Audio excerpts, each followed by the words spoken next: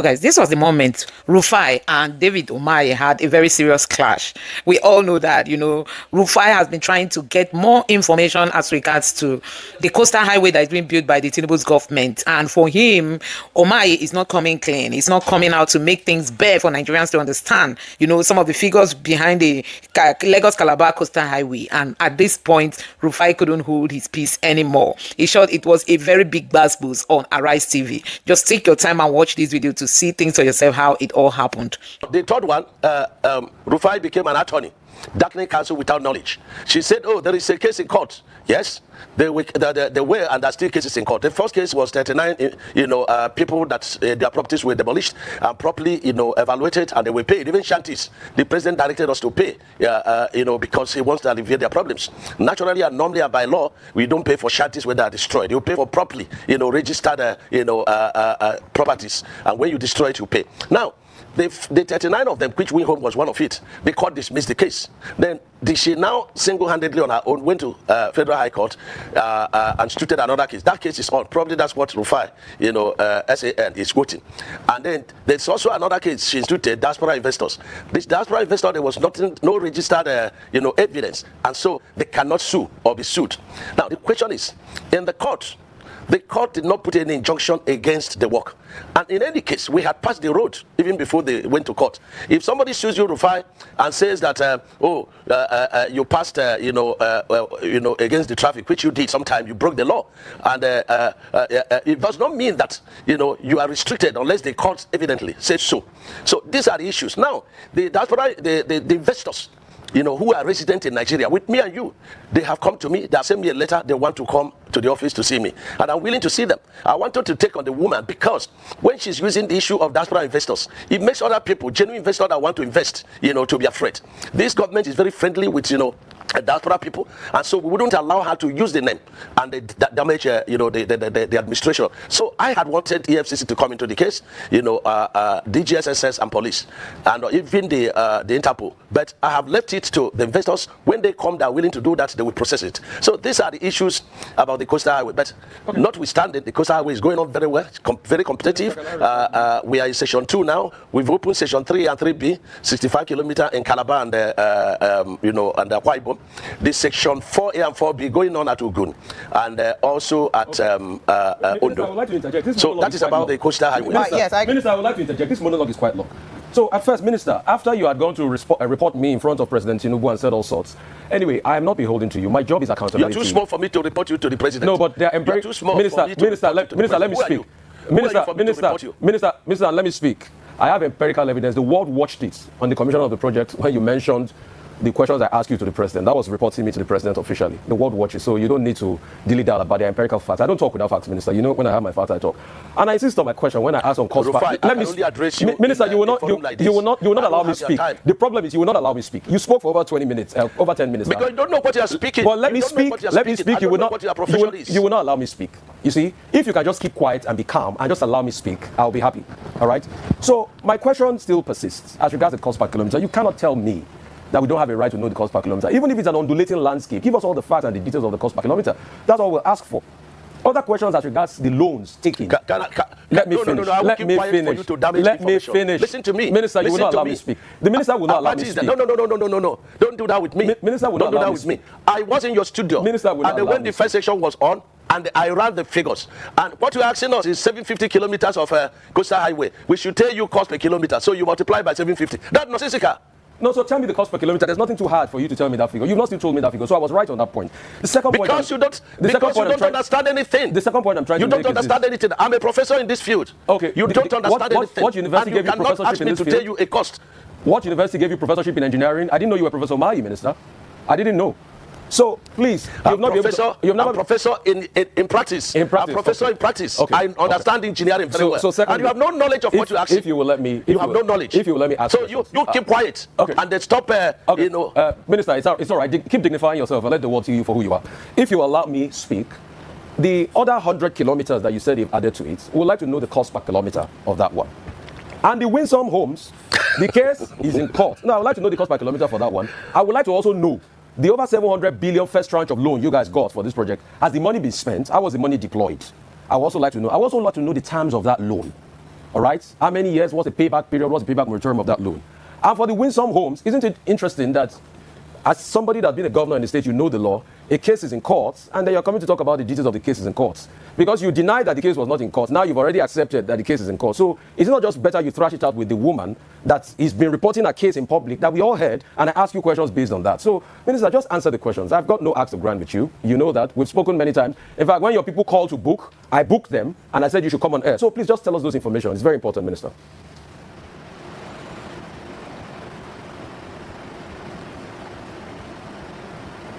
I'm not hearing, even though this guy is not. Yes, in certain cases in court, you say, you do no case submission. Rufai does not know what he's talking, and I think he should come to learn, one, how to talk. Number two, Mayo. He answered the question. How have the loan been spent? What's the cost per kilometer of this new 100 kilometers? How much is it going to cost? And how has the cost been spent? All right, Minister Umahi, you have the floor now to please respond to the questions that have been posed to you. Okay. Number one, this guy makes me, it makes me, to laugh, at a very high level of ignorance. I was in Edo State, and I said, listen, the president has directed, 100 kilometers of the coastal highway to pass through Edo State. And this man is asking me how much per kilometer. This 100 kilometers has not been designed. There has not been a soil report on it. And so why are you asking me, is it to name a child, or to do a birthday for a child that is still in the belly of a mother? That's what he said. So and he's doing it. What is the cost per kilometer? What is the cost per kilometer? Listen, in this kind of project, you are not dealing with a cost per kilometer. You can't say this is an average cost per kilometer. So I'm teaching you English now.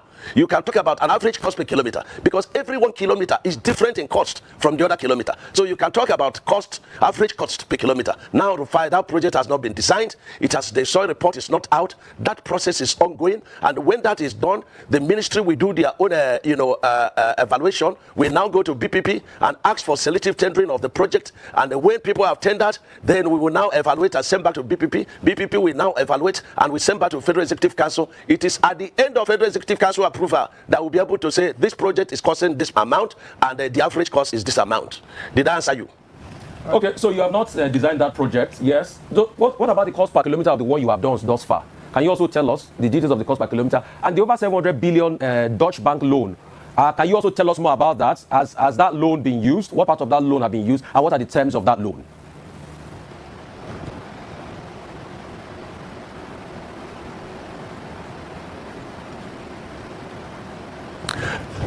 Yes, these are elementary questions, and it makes no sense. A process is ongoing. Payments is being made, and you are saying, how has this money been utilized? The money is meant for the project, and the money will be paid according to work done. When a certificate is generated, and that certificate, is approved, through a process in Ministry of Works, and then it will be given to the funders, and the funders will come and they will check, is this work done? And if it is done, they will release the foreign component of that loan. That is the process. And if I have to continue to teach Rufai this profession, then there must be payment for it. Because it's darkening counsel without knowledge. Minister, the cost per kilometer of the work done thus far, Minister. All right, Minister. And I was very displeased with a number of damaging information, that Rufai dished out to the public. And I feel that it's very important that I clear, such damaging information. Rufai was very wrong when he said that I was struggling to give figures on Lagos-Calabar Coastal Highway cost. That is, very disrespectful because this is my profession. And I was in your studio, Dr. Abate, and I ran the figures from the basis, takeoff sheets, and I arrive at the cost. Now, what Rufai is asking me to do is to give him cost per kilometer. From Section 1 at Ahmad Bello Way in Lagos, down to Cross River, Calabar. And that is very unfortunate because he wants to learn engineering from the back door. There is no two sections, or even within a road project, even where there are no challenges, that you can get a cost of 1 kilometer the same with the cost of the other kilometer. And I thought that I had sufficiently, explained the cost of the coastal highway. And I thought that each time there was award of any kind on infrastructure and other awards in Federal Executive Council would always come out and then give out the analysis, to the public. And so what Rufai was saying was very inciting, and I think he's very good at doing this, and they should desist from that because it's actionable. Number one, the Section 1 the 30% component of it is, naira denominated. The 70% is a loan component, and he knows that this loan component was put out to the public, by the developmental bank, the Deutsche Bank put it out to the public, to financial institution, and he knows that this, subscription, it was oversubscribed by $100 million, and they said that the cost of the coastal highway was very cheap. And they had to come to site to, inquire about the standard, why the cost should be that low. And so I have done all that I should do. But if you decide to stay, before the public and then, damage information because you don't like one administration or the other, it's very unfortunate. But that job is ongoing. And I hope that Rufai will have the opportunity to follow the road, one time to appreciate what the president is doing. Now, he took on me again on Win Homes. And I want to, put him on a task. This Win Homes, I'm sure that he had decided not to understand, the truth about it. The woman that is in charge of Win Homes development, from available facts before me, bought 12 hectares of land from the villagers, the natives, according to her, in 2022, and bought it 12 hectares for 50 million naira, not dollars, 50 million naira. And these investors, from what I have, because they have contacted me, two brothers bought 5 hectares. One person bought 5 hectares. That is 10 hectares already, and they're all based in Nigeria.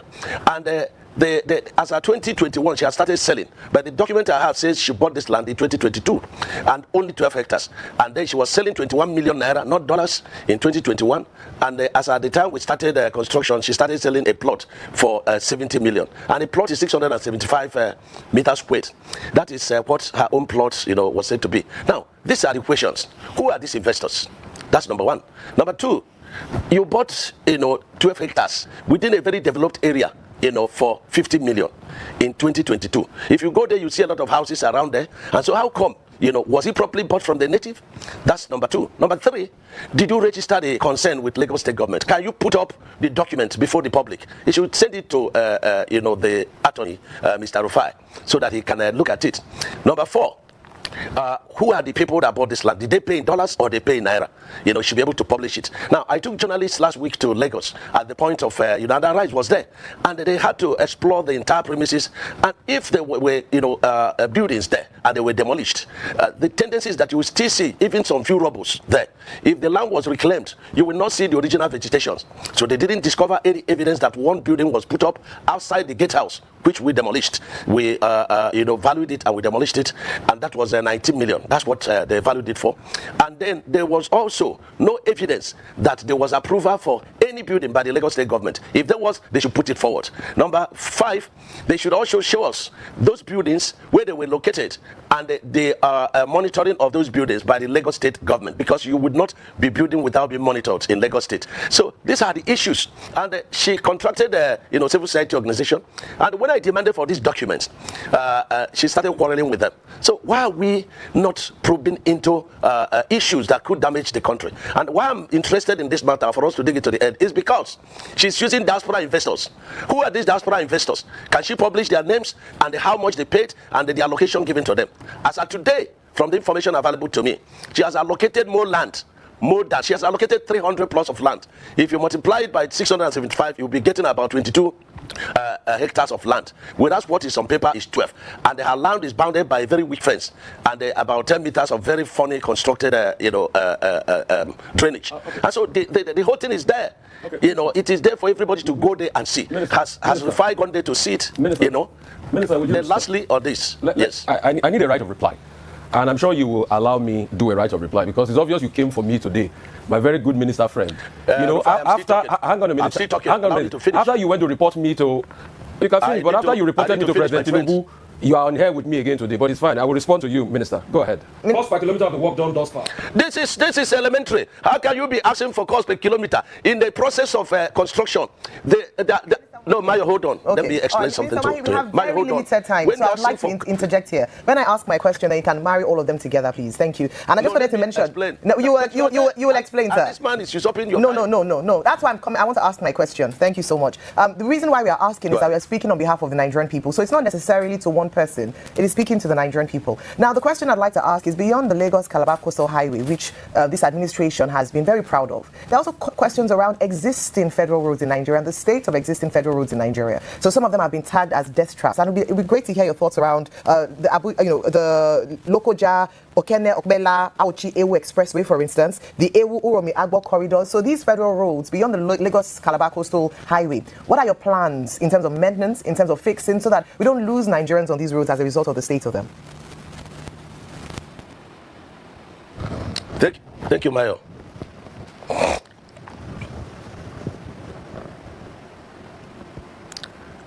Can you? Yeah, we can hear you. This is a very, it's very good question and it's very useful, and it's a question to help the country. Number one, we've been in office about 2 years plus, and every part of this country, the federal route is calling for attention. And the question is, with this road destroyed to this level just within the past 2 years that Mr. President came, in office? Number two, where were all of us, all these years that these roads were damaged to this level?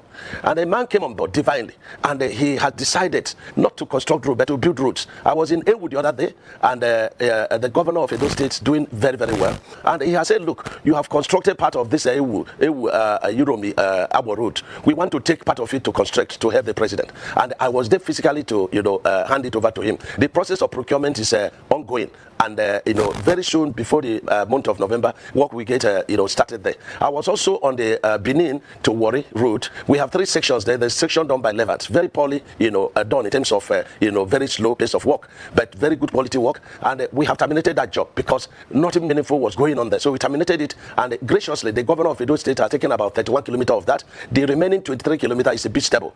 And then we get to Give section. That is an NMPC, funded project, and the president has given a marching order. All these projects should continue, even though NMPC have pulled out of the funding. And that project is ongoing. You have the other section that is done by SKCC, which is from the boundary of Benin to Delta. So let me put it this way: the president is tackling, and decisively, all the very major, projects within the economic corridor. You cannot say of any particular route that's within the economic corridor of the nation that the president is not doing. Some people were writing about East West Road. There are about 7 contracts going on in this West Road, and they are all very well, being executed. And mind you, we are not constructing roads. We are building roads. If roads were built like what the president is doing now, and we have had roads that could last for 50 to 100 years, we will not be in this mess. And so the reinforced concrete technology the president brought to bear is such to guarantee that when road is constructed, the road could last between 50 and 100 years. Now, tell me, when we came on board, which section of the country, federal road, that had 100 kilometers of road that you could ply on without having a challenge? And so the president is doing a lot, apart from the 4 legacy projects, even though they are connected. And these 4 legacy projects, they are investment, driven projects. For example, the section 1 of Lagos-Calabar Coastal Highway, there are a lot of people that want to come and give the whole money that was used in doing the project and take up the project and then toll it. So is it Abuja Kanu project that is ongoing, about 725 billion? That project is ongoing, sections 1, 2, and 3. Is it the project Enugu to Onitsha project? It's ongoing. Is it Port Harcourt to Enugu project? It's ongoing. Is it Sokoto to Zamfara to Katsina and Kaduna? It's ongoing. So there is no section of the industry, but it takes time. Minister Umahi, yes. Very quickly, thank you so much. Is there a website or any platform that Nigerians can track the progress on roads and also report perhaps some of these, because I recall that recently someone had made a video and you responded quite swiftly. Is there a platform that Nigerians can take pictures, eyewitness reports of bad roads or federal roads, and where they can also track these projects that you're talking about? Mayo,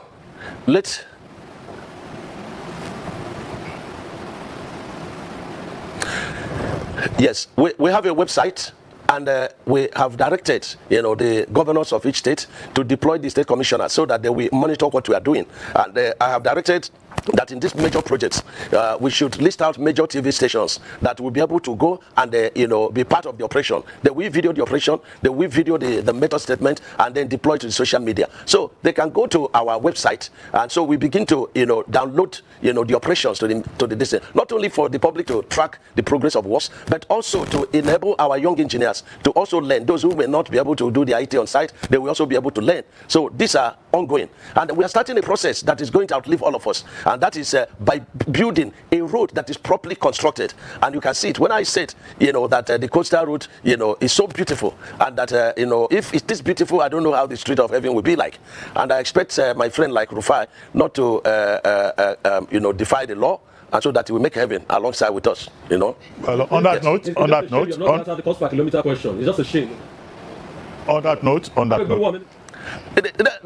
Abati, tell this man that cost per kilometer of road that the section completed. There's nothing like that. In the road project construction, you may finish a pavement, you have not done the drainage. You may finish drainage, you've not done the solar light. So there's nothing like cost per kilometer until it is fully finished before you can know. And the Rufai, the word is average cost, not cost per kilometer. Average cost. Next time, try and use it. So guys, let's quickly head to the social media to see some of the trending headlines. You must have heard that Mahmoud Yakubu is no longer the INEC chairman. So I don't think this man left when it was due for him. I think he was supposed to have left in November or December, but shockingly he's leaving in October.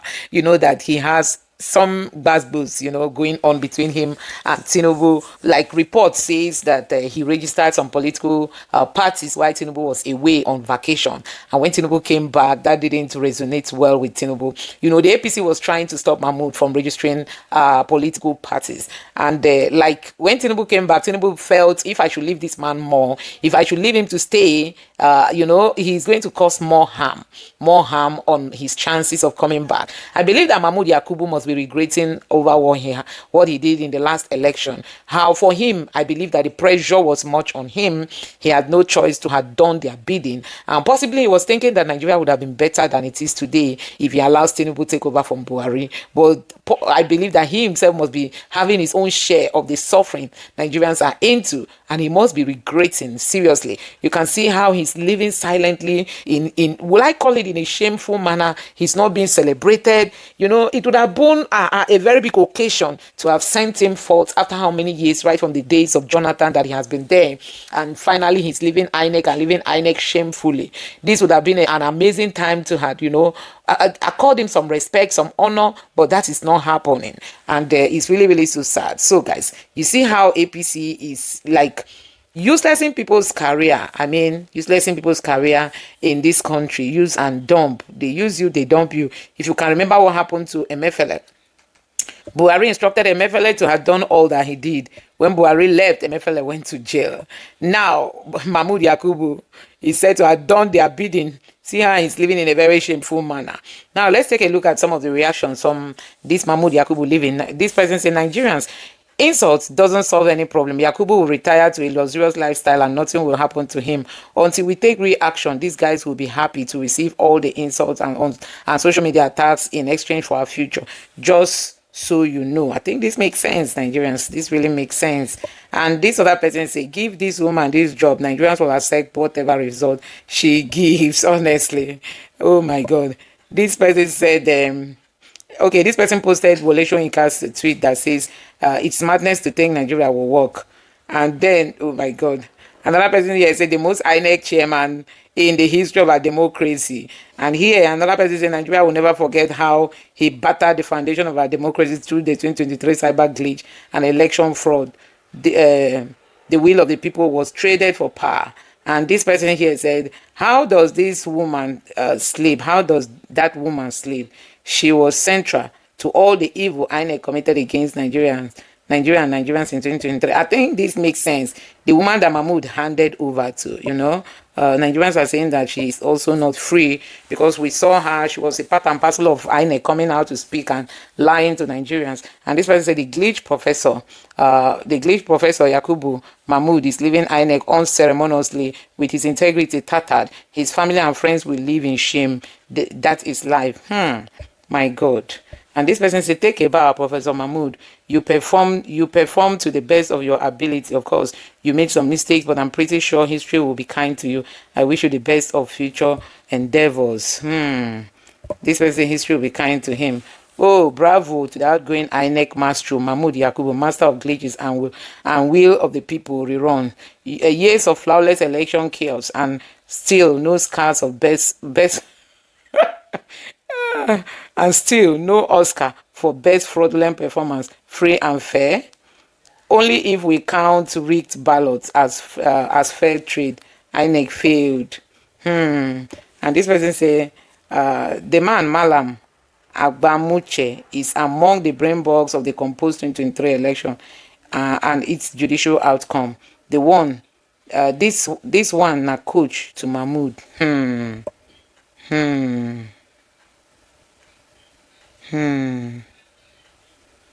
Wow. This person said, if Nigeria was a serious country, there is no way on earth this man will be free, will be a free man. But all we do is just to rant online and then move on to the next day. And this person say, if you are still in doubt as to whether power is transitory, then watch this. INEC rigged in 2023 presidential election under this anthropod, and today he's gone. Yes, he's gone. No more chairman of the corrupt agency. Damn. And this person said, Yakubu must not go free. This woman is even more evil. Nigerians, since Yakubu is now out of office, please, anywhere you see him, hand touch small. Anywhere you see him, make hand touch small. Jehovah.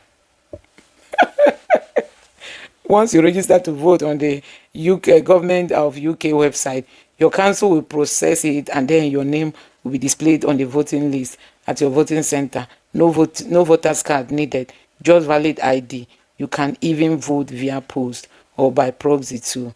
Nigeria never ready. God help us. So a whole lot of reactions. Let me know your thoughts on this in the comment section below. Please don't forget to subscribe and turn on the bell notification. Thank you.